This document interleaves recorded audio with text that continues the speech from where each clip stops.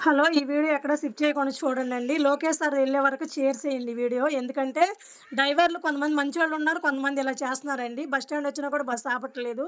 ఎళ్ళిపోతున్నారు. ఎందుకంటే పేదోళ్ళ గురించే కదండీ ఫ్రీ బస్ పెట్టింది.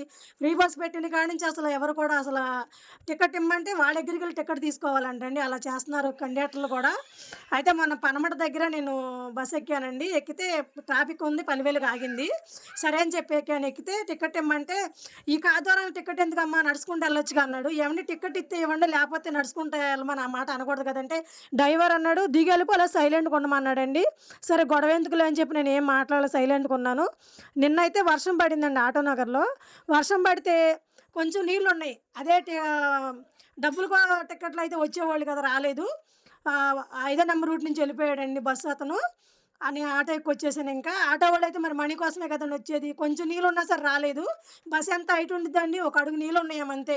రాలేదు. అలా చేస్తున్నారండి. అదే బస్ ఆప్ మనం ఒక 2 అడుగులు బస్ స్టాప్ దాటినా బస్ ఆపరు. వాళ్ళ సొంత పెత్తనం అయితే టిఫిన్‌లు తీసుకోవాలన్నా, టీలు తాగాలన్నా బస్ ఆపుతారండి. చూడండండి ఎవరిని నొప్పించడానికి కాదు ఈ వీడియో.